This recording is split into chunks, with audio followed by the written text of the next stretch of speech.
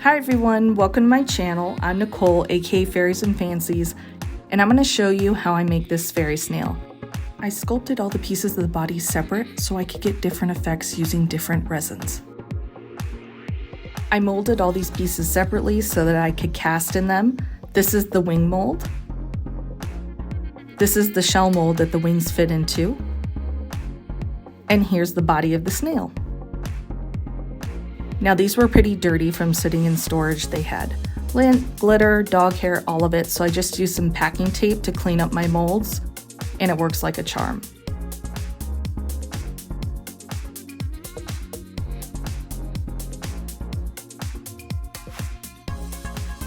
First, we're going to use a white urethane resin, which is a liquid plastic. We're going to mix these two parts together and it's going to make a solid plastic. This is going to be great for our shell and our body of the snail. Now you can see it starts off cloudy, but the more you mix, it turns nice and clear, and you just want to mix it until there's no swirlies left.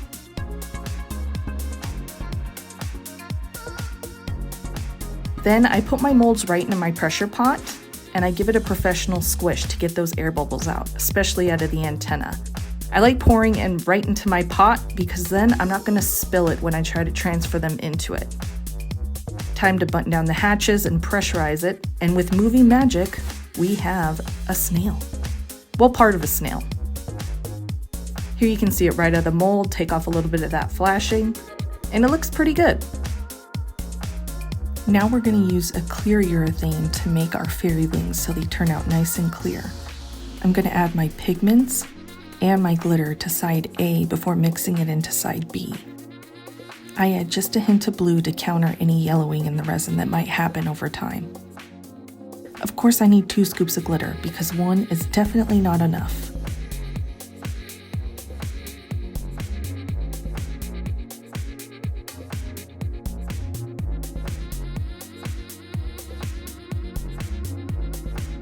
And then I'll mix those 2 sides together carefully. I transferred it to a bigger cup because I realized I needed a better pour spout, so I just made one out of my cup. Since this wing mold is so thin, I have to pour the resin carefully down the side of the mold so that I leave room for air to escape as the mold fills up.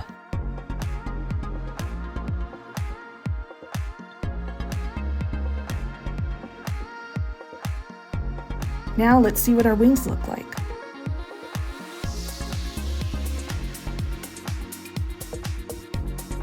I was really happy with how these came out. I loved the color, and the glitter was dispersed perfectly. It's a success.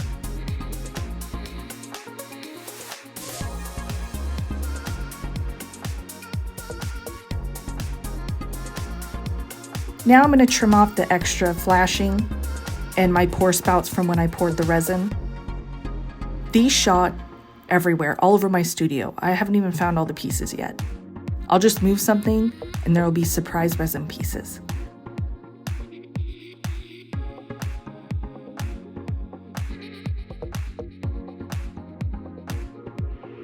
And now we have all of our pieces.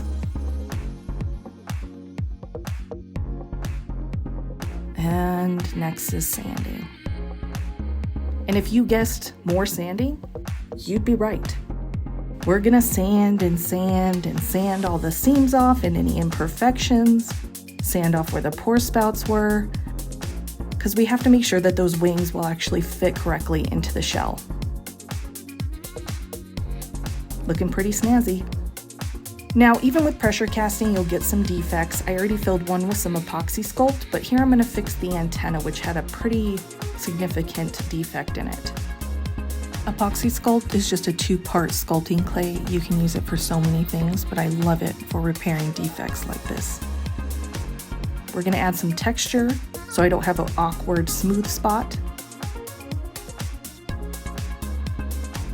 And I'm going to use some safety solvent, and that just smooths it out and makes all the texture look really nice. There was a very large defect in the shell where an air bubble was. I went ahead and fixed that with Epoxy Sculpt. You want to sand it really good so you don't see any lines when you go to paint it later. When using a belt sander, I launch at least one thing I'm trying to sand. And this time was no different. Seriously though, these belt sanders are so great for getting a nice flat bottom on your resin pieces. I switched to using my Dremel to get rid of all the pore spouts from the casting process. I'm doing this inside of my sanding box, that's why the screen looks a little hazy. Jenny definitely does not care about art, but she does care about balls and playing fetch. And I must say, she's pretty good at it. Next up is painting, but before I do that, I want to add some nice little handles to my pieces, so it's way easier to airbrush them and paint them later. It's also great for adding gloss varnish onto your pieces, so you're not touching or holding anything with your hands. I just use a little hot glue and stick it right on the piece. Here I'm going to make some little bases that are going to hold my wings really nicely when I go to spray them with a clear varnish. I've used toothpicks, I've used wood skewers for making kebabs, I've used popsicle sticks, and the great thing is I can reuse them over and over and over.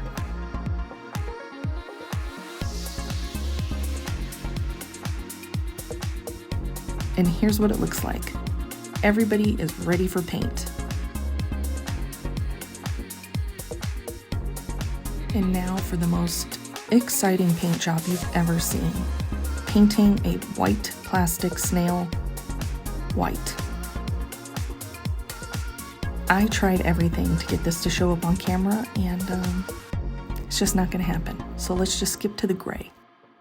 Now we can see some paint coming down. I like adding this gray because the white by itself just looks a little too boring and flat. Now we're gonna move to the shell, and I'm gonna paint a really nice pastel ombre. I actually did this paint job before on another snail for an art trade for a friend, and I missed that piece so much when I sent it off to her that I decided to make one for myself.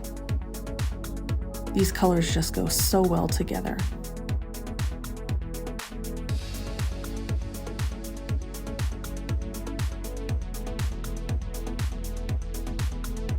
You can see how much that handhold really helps, especially when it comes to airbrushing. Here's what it looks like after all the coats are on. And of course, now we need some sparkle. I can put this stuff right into my airbrush after I water it down. I give everything a nice couple coats. Time to add the details. I'm just using a really nice gold paint.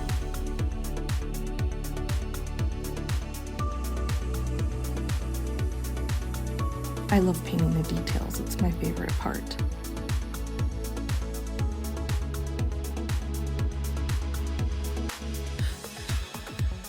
Now you can see it looks much more exciting than just the plain white. I did not breathe, I swear, during this entire process. I was stressed. Oh my goodness, I'm stressed just watching this on video.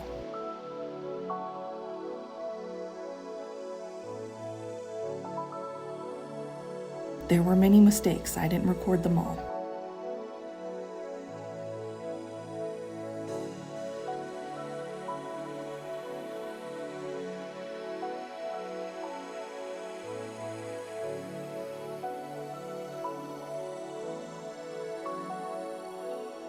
I wanted to pencil in the stars I was going to paint first, just to help me out a little bit and give me a guide.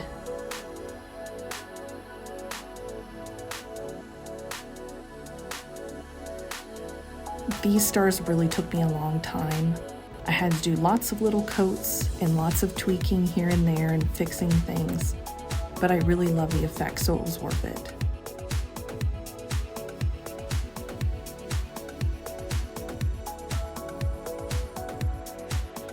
And the key here is just lots of thin coats.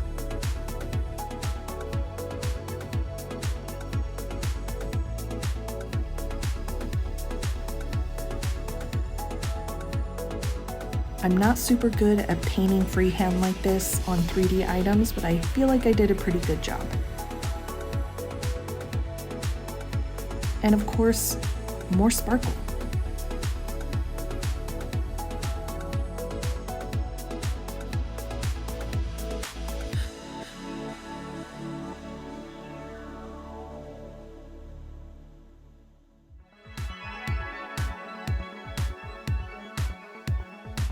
And as you can see, I really love this folk art paint.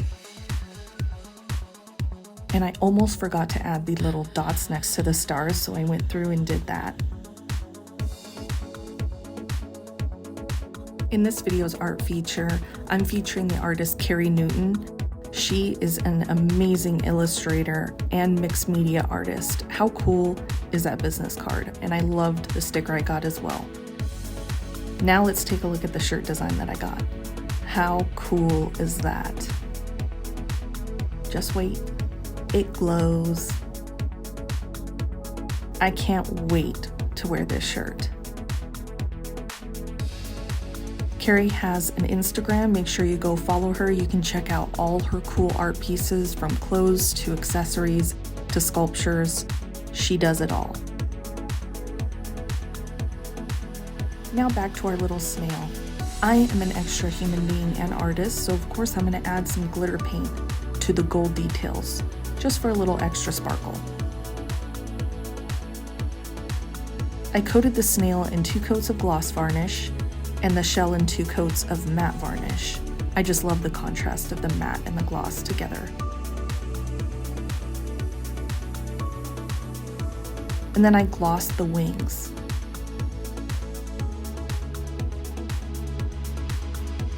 Now it's time to take off our little paint holder stick things. I don't really know what to call them, but it's fun to watch me pop them off. Now it's time to piece everything together.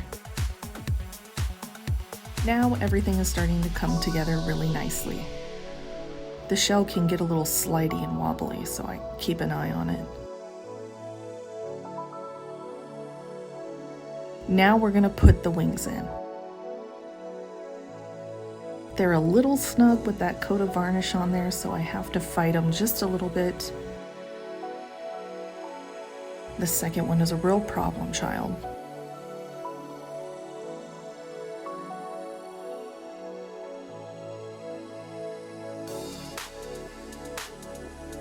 Now I want to add felt to the bottom of my sculpture. It just gives it a really nice finished appearance, while also protecting the paint on the bottom and edges of the sculpture. I just made a little pattern for it, and it makes it super easy.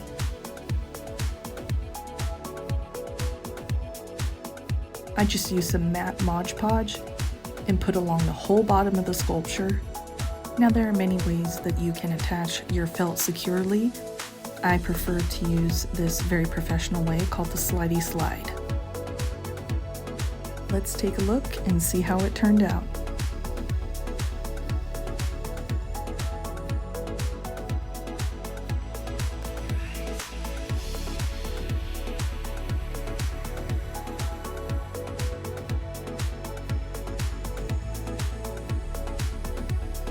Thank you so much for watching this video.